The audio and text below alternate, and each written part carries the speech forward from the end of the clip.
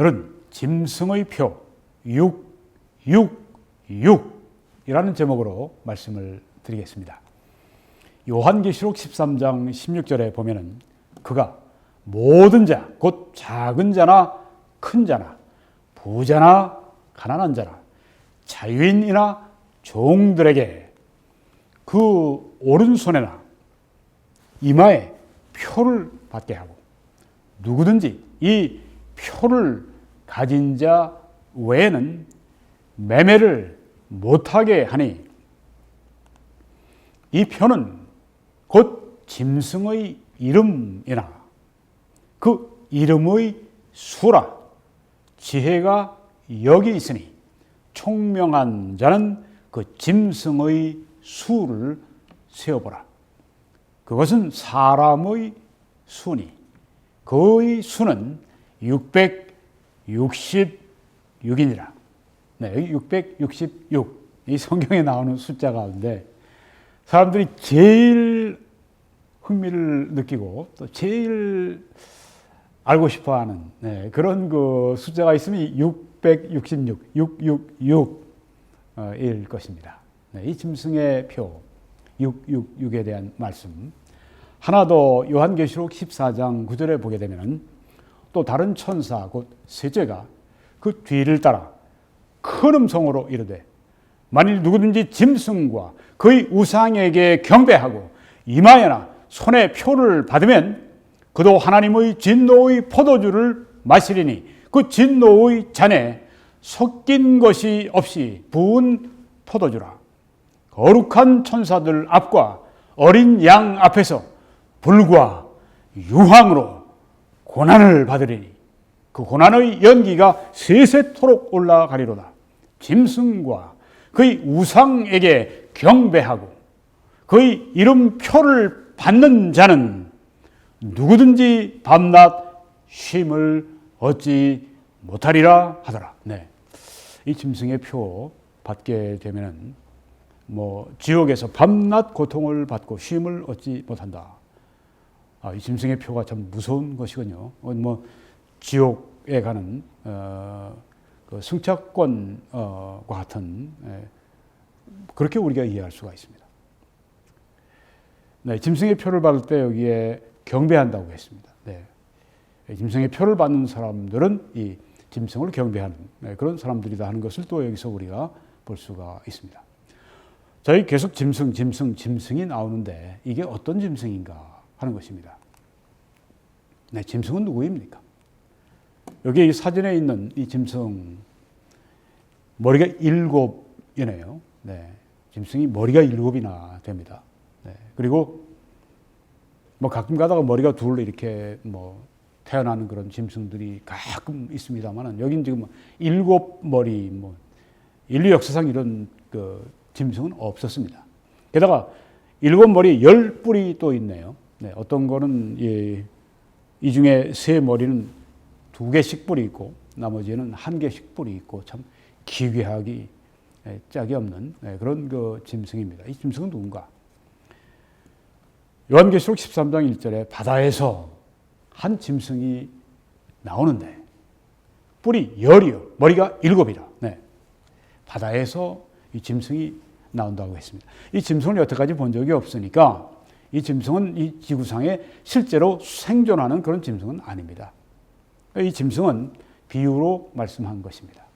또 이런 짐승이 없는데 바다에서 나온다고 말씀을 했으니까 바다도 역시 비유라고 우리가 알 수가 있습니다. 네. 바다에서 한 짐승이 나오는데 이 바다가 무엇인가 이건 나중에 제가 또 설명을 드리겠습니다. 이 짐승, 네. 이 짐승을 어떻게 성경학자들이 설교자들이 이해를 하고 있는가? 왼쪽에 윌리엄 핸드릭슨 박사는 개혁주의 신학자입니다. 신약 신학자입니다. 그리고 무천년설 이 땅에서 실제로 문자적으로 예수님이 오셔서 1000년 동안 다스리시는 천년 왕국 이 땅에서 있는 건 없다. 물론 천국에서는 지금 그 일이 이루어지고 있다. 네. 이렇게 보는. 네.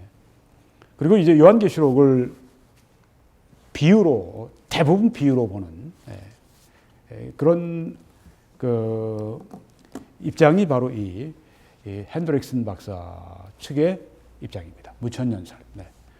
어떻게 이 일곱 머리 열뿔 짐승 이 비유를 어떻게 이해하는가? 이것은 사탄의 권능으로 교회를 박해하는 세상 정부다. 네, 일곱 머리 열뿔 짐승은 세상 정부인데 특징이 있습니다. 교회를 박해하는 세상 정부입니다.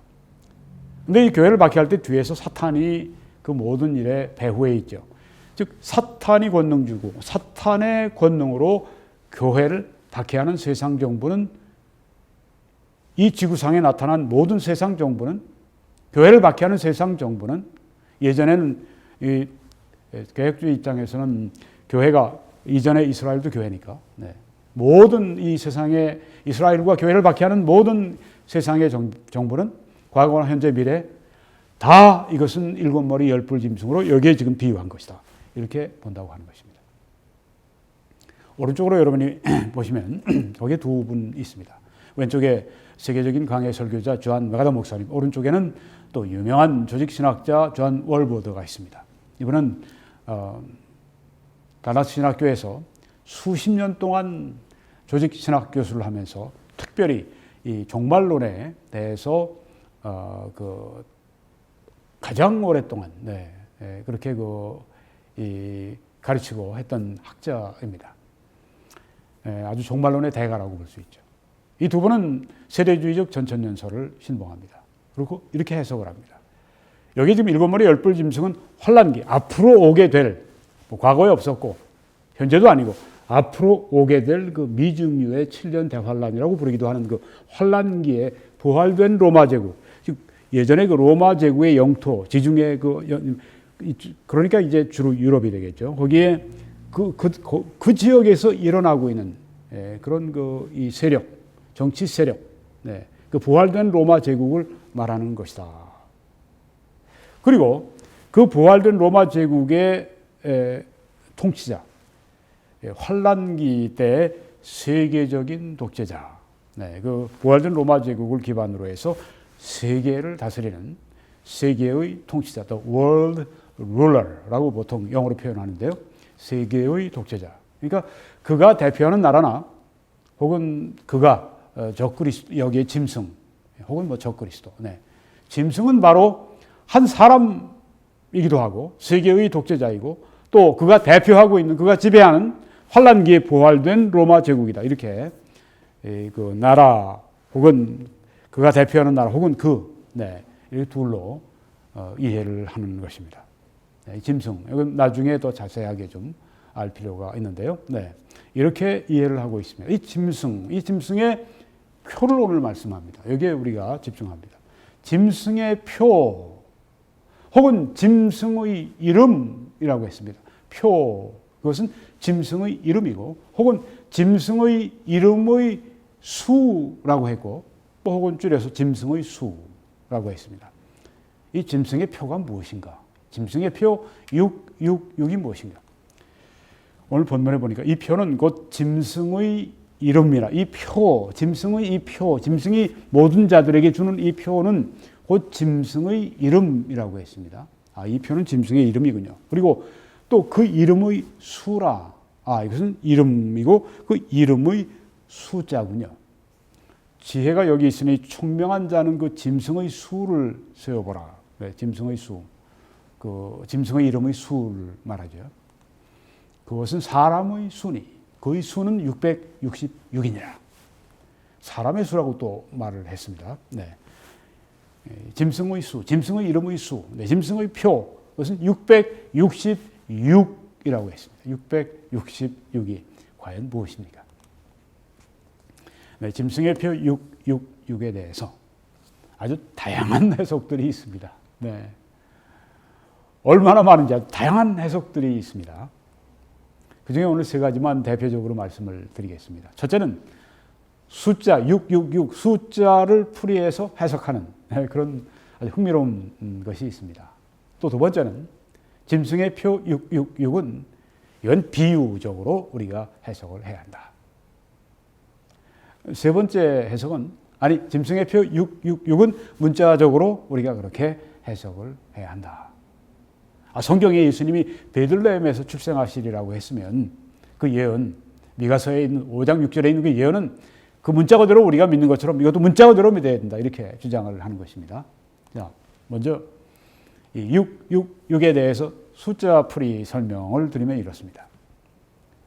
지금까지 현재까지 계속 이 방법 저 방법 해서 나오는데 누군지 분명하지가 않습니다.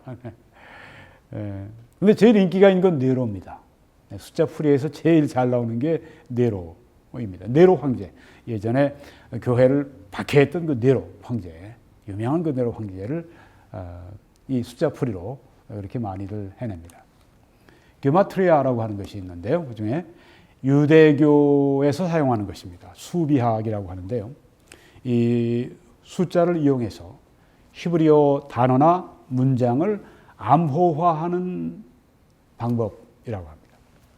히브리어 어떤 단어나 어떤 문장을 이제 표현할 때 숫자로 표현을 한다고 하는 것입니다. 숫자로 암호화한다고 하는 것입니다. 666이라고 하는 숫자에 히브리어 어떤 단어나 히브리어 어떤 문장이나 어떤 개념이 그 안에 있다고 하는 것입니다. 666을 풀어보면 무엇이 나오는가? 이 히브리어 게마트리아로 666을 이제 바꿔보면 네로 카이사르가 나온다고 그래요. 네. 666을 이제 히브리어로 풀어내고 그 다음에 또 그것을 라틴어로 풀어내고 거기에 또 모음을 더하고 그렇게 하면 네로 카이사르가 나온다고 합니다. 네, 이거 전문가들이 그래서 이제 666은 네로가 맞다 이렇게 주장을 합니다. 또 어떤 사람들은 이제 로마 숫자를 사용해서 풀어냅니다. 666이 뭔가? 로마 숫자에 이렇게 그 I 같은 거는 이제 1, V는 또 O, X, 10, 1, 50, C, 100, D, 500 이렇게 나오지 않습니까? 네, 그래서 이걸 다 1, 50, 100, 500 다 이렇게 더하니까 666이 나왔다. 네, 그래서 이 로마 숫자를 사용해서 666이 이렇게 나오는 걸 보니까 로마인이 적그리스도라고 하는 것을 암시하고 있다. 이렇게 주장하는 사람들도 있습니다. 네. 여러분이 믿든지 말든지. 네. 그건 여러분이 결정하실 문제고. 네. 또, 요한계시록의 짐승 우리가 봤던 그 짐승이 악한 의미로 사용된 횟수가 36회다. 아유, 그것도 열심히 연구했네요. 네. 악한 횟수로 짐승이 요한계시록에 사용된 횟수가 36회인데, 그걸 1에서 36까지 1 플러스 2 플러스 3, 4, 4 이렇게 해서 36까지 합하면 악의 666이 나온다. 네. 네, 정말 아주 참 천재들입니다. 네, 아주 정말 재미있게 흥미롭게 이렇게 합니다. 네, 666이 뭔가 그러다 제일 인기 있는 게 하여튼 네로라고 이렇게 이야기를 합니다. 자, 이 666 짐승의 666을 이제 비유적으로 해석을 하면 이렇게 됩니다. 여기 윌리엄 핸드릭슨 박사 무천년설. 네, 무천년설은 천년왕국이 이 땅에 없다는 겁니다. 하늘에서 지금 이루어지고 있고, 우리 그리스도인들을 통해 지금 천국에 있는 그리스도인들을 통해 이루어지고 있고, 이 땅에서는 예수님이 오셔서 재림하셔서 여기에서 1000년 동안 문자 그대로 1000년 동안 이 지상에서 예수님이 천년 왕국을 세우는 그런 것은 없다. 이렇게 믿는 그게 무천년설입니다. 이 무천년설 핸드릭슨 박사는 짐승의 표 666이라고 하는 것은 하나님을 대적하고 그리스도를 거부하고 Christ rejecting 교회를 박해하는 반기독교적인 엔티크리스천 마음과 행위를 말한다. 네, 적그리스도의 짐승의 표 666은 비유다. 그것은 하나님을 대적하고 그리스도를 거부하고 교회를 박해하는 반기독교적인 마음과 행위를 가리키는 것이다. 짐승이 이제 다 그 표를 모든 자에게 줬다고 하는데 그 표를 받았다고 하는 자들은 무엇인가? 그 표가 새겼다고 그랬죠. 새겼다고. 네. 그들은 바로 하나님을 대적하고 그리스도를 거부하고 교회를 박해하는 반기독교적인 마음과 행위를 가진 것이다. 오른손에 이것은 행위를 말하는 것이고 이마에 이것은 마음을 말하는 것이다. 이렇게 또 친절하게 해석을 해줍니다.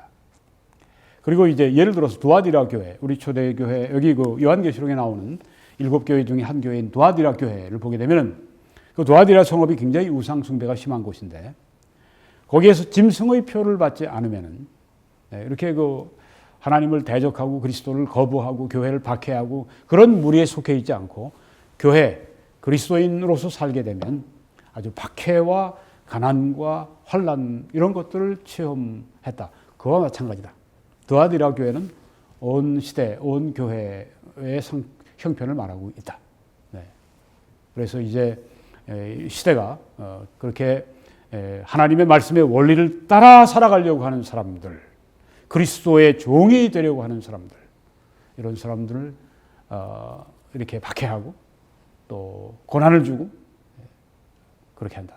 네, 그래서 많은 사람들이 바로 지금 이 세상에서 이렇게 하나님을 대적하고 그리스도를 거부하고 또 이렇게 교회를 박해하는 그런 모든 사람들이다. 바로 그런 마음과 행위를 하는 모든 사람들이다. 여기 성경에 말하는 짐승의 표 666을 새긴 사람들이다. 이렇게 이해를 하는 것입니다. 자, 이번엔 세 번째는 문자적인 해석입니다. 문자적으로 보자, 성경을. 그 오른손에나 이마에 새겨지는 표라면 바로 그런 것이다. 이렇게 보는 것입니다. 예수님에게 이루어진 그 모든 300개의 예언들, 그 중에는 뭐 예수님이 우리를 대신해서 채찍 맞으시고 마치 도살장으로 끌려가는 어린 양처럼 끌려가시고 그런 모든 것들이 실제 그 팩트, 그 사실을 말하는 것처럼 여기에 지금 이 말씀이 바로 그것이다. 그렇게 그 요한계시록을 비유로 보는 것이 아니라 성경의 다른 예언들이 문자적으로 해석하고 이루어진 것처럼 그렇게 요한계시록도 문자적으로 해석하고 이루어지는 것으로 그렇게 보는 것이죠. 그래서 여기에 그 오른손에나 이마에 그 표를 새긴다고 했을 때 그건 문자 그대로 그런 것이다. 그러니까 이마에나 그 오른손에 인체 속에 새겨지는 것이기 때문에 바코드일 수가 있다. 이런 말을 했습니다. Possibly a barcode라고 이렇게 요한계시록 존 메가더 목사님의 요한계시록 주석을 보면 그게 나오죠. 네. barcode. 스캐너에 이렇게 하게 되면 그 모든 정보가 나오는 것처럼. 네. 우리 인체에 새겨지는 그 표, 그걸 받게 되면은 이제 그 사람에 대한 모든 정보가 입력이 되어서 그 정보가 이제 스캔될 때 그 사람의 모든 것이 드러나는. 근데 요새는 이제 그 바코드는 옛날 것이 됐고 기술이 발전함에 따라 이제 RFID라고 하는 것이 나왔습니다. Radio Frequency Identification. 네, 뭐 이런 그 어떤 라디오 이런 어떤 뭐 그 프리퀀시 이런 것들을 통해서 이렇게 그 스캐너에 직접 되지 않아도 좀 먼데 스캐너가 있어도 그 사람의 전부를 알아볼 수 있는 정보 안에 있는 모든 정보를 볼 수 있는 그런.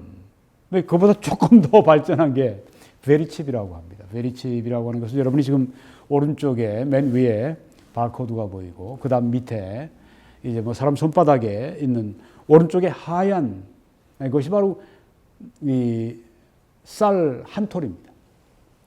옆에 있는 게 베리칩입니다. 쌀 한 톨보다 약간 크죠. 이걸 인체에 삽입을 합니다. 이식을 해서 지금 현재 그런 일이 일어나고 있습니다.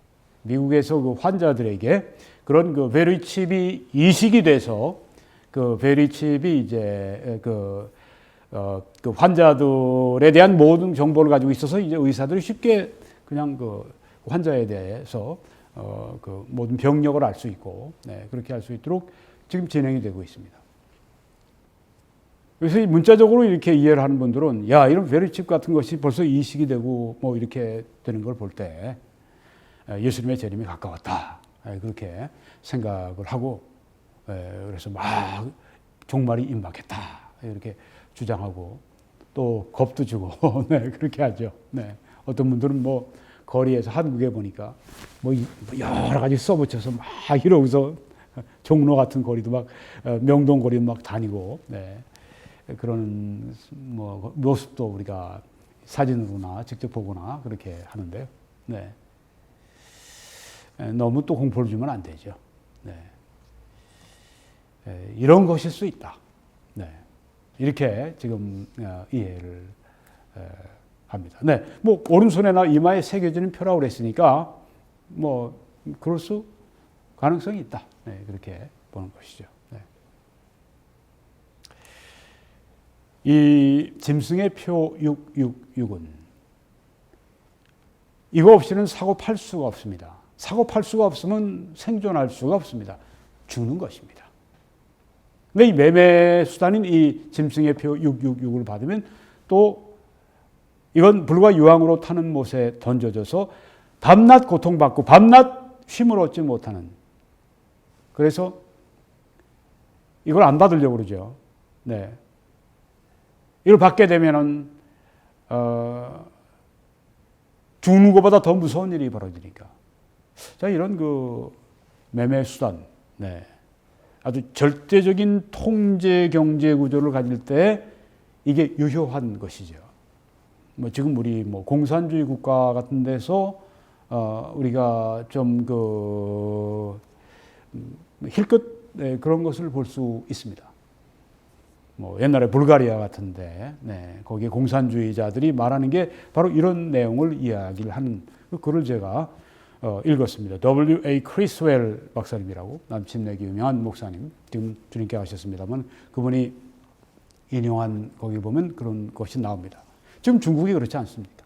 CCTV를 가지고 그냥 사람들 얼마나 무섭게 통제하고 있는지. 그런데 이제는 CCTV로 보는, 외부에서 보는 게 아니라 인체 이식을 하게 될 때 스캐너가 멀리 있어도 그 사람에 대한 모든 것을 한눈에 다 알아볼 수 있도록 하는, 어디서 무슨 거래를 했고 뭐 무엇을 했고 뭐 요새 범죄자들이 여기다 뭐 그 전자 뭐 이런 걸 차고 다니면 어딘지 가는 거 다 알아, 뭐 사무실에 앉아서 다 볼 수 있는 것처럼 네. 이렇게 이 모든 사람들에게 그런 것을 주어서 그 사람들이 그러니까 당시에 이 단일 경제 체제, 단일 정치 체제, 그래서 world government, 세상의 한 정부, 세상의 한 경제 조직, 이런 것들이 이제 여기에 지금 이 하나의 환경이 되는 것이죠. 네. 짐승의 표 666을 받지 않으면 살 수가 없는 그런 세상. 많은 사람들이 그래서 받지 않고 죽어가는 세상. 이걸 이제 그 환란기의 그 시대로 이해를, 세대주의자들이 이렇게 이해를 합니다. 이 짐승의 표는 적그리스도의 보호입니다. 이 표를 가질 때 적그리스도의 통제 사회에서 보호를 받을 수 있는.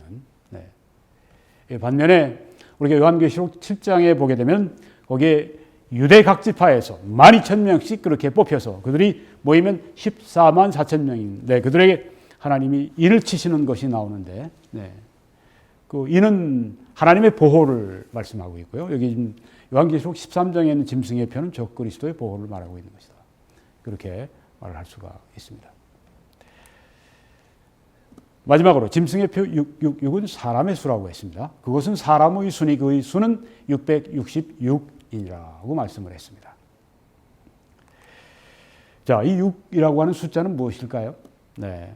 자, 여기 666, 뭐 555도 아니고 777도 아니고 하필이면 666이냐? 네, 왜 6이냐? 6은 사람이 창조된 날이 6일째였습니다. 이게 사람의 수입니다. 윌리엄 핸드릭슨 박사는 6은 인간 숫자로서 실패를 상징한다는 것이죠. 네. 완전함에 이를 수 없는 그 실패를 상징한다. 그래서 실패의 상징은 666은 3중 실패를 말하는 것이다. 7은 완전 숫자로서 완전함과 승리를 상징하고 있다. 네. 7일째 하나님이 안식하셨는데 7은 완전 승리를 상징하는 반면에 6은 실패, 그리고 패배, 그리고 불완전을 상징한다고 하는 것입니다. 존 월버드 박사도 666은 사람의 숫자로서 완전 숫자 7에 미달하는 것이다. 뭐 같은 개념이죠. 네. 그리고 예를 들어서 6일 일하고 7일에 쉬었다. 네. 사람들이 6일 일하고 7일에 쉰다.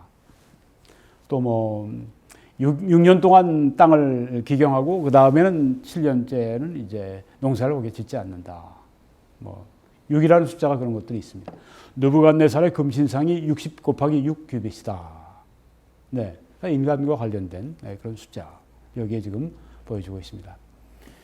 이 악한 삼위일체 666은 6이 이제 세 개니까 삼위일체라고 했습니다. 이 악한 삼위일체 666은 짐승의 숫자니까요. 네, 666은 성삼위일체를 모방하나 항상 부족하고 실패한다. 네, 이 셋, 네, 666. 네, 이것은 성삼위일체를 모방하나 항상 부족하고 실패한다. 이게 토마스 F. 토렌스라고 하는 한 학자의 이야기를 인용한 것입니다. 네, 오늘 이제 이 짐승의 표 666과 관련해서 말씀을 드렸습니다. 여러분들이 이 성경에 나오는 가장 흥미로운 666이라고 하는 숫자에 대해서 오늘 잘 이해하셨기를 간절히 바랍니다. 하나님의 크신 축복이 여러분들과 함께 하시길 간절히 축원합니다.